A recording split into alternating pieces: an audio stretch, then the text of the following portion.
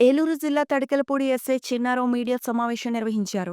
ఈ సందర్భంగా ఆయన మాట్లాడుతూ కామవరపుకోటలో ఇటీవల చోటు చేసుకున్న ఆస్తుల ధ్వంసం ఘటనలో ఇప్పటి వరకు 16 మంది అనుమానితులను అదుపులోకి తీసుకోగా ఇంకా 9 మంది గుర్తింపు ప్రక్రియలో ఉన్నారని, వీరిపై కూడా త్వరలో చర్యలు తీసుకొని అరెస్టు చేయనున్నట్లు తెలిపారు.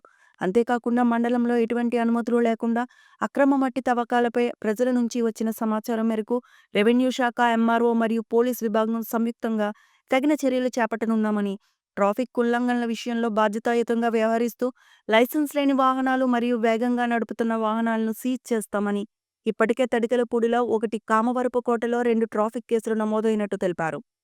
విద్యాలయ పరిసరాల్లో గుట్కా విక్రయాలను అరికట్టేందుకు పాన్ షాపులపై దాడులు జరుపుతున్నట్టు వెల్లడించగా, రాత్రి 7 గంటల తర్వాత కామవరపుకోట పరిసర ప్రాంతాల్లో ఓపెన్ డ్రింకింగ్ చేసే వారిపై కూడా కఠిన చర్యలు తీసుకోవడమే కాక, ఇప్పటివరకు 45 మందిని అదుపులోకి తీసుకొని వారిపై కేసులు పెట్టాము. చట్టాన్ని ఉల్లంఘిస్తే ఎవరైనా ఉపేక్షించమని హెచ్చరించారు. మైనర్ బాలుడు ఎవరైనా డ్రైవింగ్ చేసినట్లయితే వారి తండ్రిపై కేసు నమోదు చేస్తామని తెలిపారు. అందరికీ నమస్కారం అండి. ఈ రీసెంట్గా కామవరపుకోటలో జరిగినటువంటి ఈ ఆస్తుల ధ్వంసానికి చెందినటువంటి కేసులో ఇప్పటివరకు 16 మందిని అరెస్ట్ చేయడం జరిగింది. ఇంకొక 9 మంది ఐడెంటిఫై ఉన్నారు. వారిని కూడా త్వరలోనే అరెస్ట్ చేస్తాం. ఇంకా వీడియోలో ఉన్నటువంటి మిగతా వారిని కూడా ఐడెంటిఫై చేస్తున్నాం. ఖచ్చితంగా రిమైనింగ్ వాళ్ళ మీద కూడా యాక్షన్ తీసుకుంటాం. ఈ ఇన్సిడెంట్లో పార్టిసిపేట్ చేసినటువంటి ప్రతి ఒక్కరి మీద ఖచ్చితంగా పోలీసు వారు తీసుకునే చర్య అనేది ఖచ్చితంగా ఉంటుంది. అదేవిధంగా మన కామవరపుకోట మండలంలోని ఇల్లీగల్గా మట్టి తోలకాలు జరుగుతున్నాయి. వాటికి సంబంధించినటువంటి సమాచారం వస్తుంది. వాటి మీద రెవెన్యూ డిపార్ట్మెంట్ తోటి కలిపి ఎంఆర్ఓ గారితో మాట్లాడి కంబైన్డ్గా పోలీసు రెవెన్యూ వారు కలిపి కంబైన్డ్గా వాటిపై దాడులు నిర్వహించి ఎటువంటి పర్మిషన్స్ లేకోకుండా ఇటువంటి మట్టి తోలకాలకి పాల్పడినట్లయితే వారిపై కఠిన చర్యలు తీసుకుంటాం.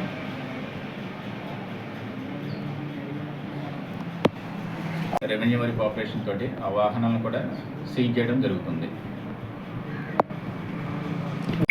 ఈవినింగ్ టైంలో ఎస్పెషల్లీ కామవరపుకోట గ్రామ చుట్టుపక్కల ప్రాంతాల్లోనే 6, 7, 8 టైంలో రోడ్ల పక్కన ఓపెన్ డ్రింకింగ్ ఏదైతే జరుగుతుందో వాటిపై నిఘా ఉంచి ఆల్రెడీ ఇప్పటికే ఒక 45 మెంబర్స్ని అరెస్ట్ చేయడం జరిగింది.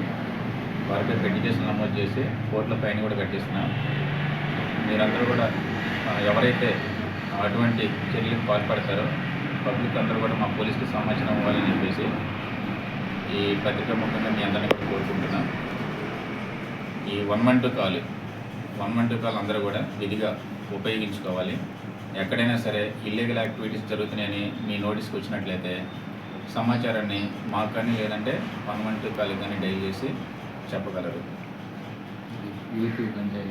అదేవిధంగా ఈ స్కూల్స్, కాలేజెస్కి సరౌండింగ్స్లో ఉన్నటువంటి షాప్స్లో సిగరెట్స్ అన్నా కానీ, గుట్కా కానీ, ఈ పొగాకు సంబంధించినటువంటి ఏవైతే అమ్ముతున్నారో అవి మేము వాటిపై ప్రత్యేకంగా డ్రైవ్ కండక్ట్ చేయడం జరిగింది.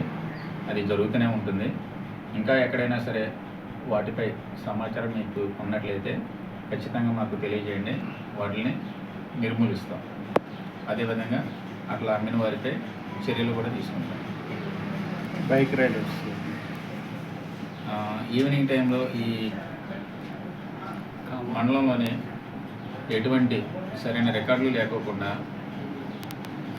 బైక్ డ్రైవ్ చేస్తున్నటువంటి రైడర్స్పై ప్రత్యేకంగా డ్రైవ్ చేయడం జరుగుతుంది. డైలీ కూడా ఒక 15 to 20 మెంబర్స్ని ఐడెంటిఫై చేస్తున్నాం. వాళ్ళకి ఫైల్ ఇంపోజ్ చేస్తున్నాం. అసలు ఎటువంటి పత్రాలు లేకోకుండా ఉన్నట్లయితే బైకులు కూడా సీజ్ చేస్తున్నాం. మైనర్ డ్రైవింగ్లు కనుక జరుగుతుంటే ఖచ్చితంగా వారి యొక్క ఫాదర్పై క్రిమినల్ కేసులు కూడా నమోదు చేస్తున్నాం. ఇప్పటికే ఆల్రెడీ ఒక 3 కేసెస్ నమోదు చేసాం.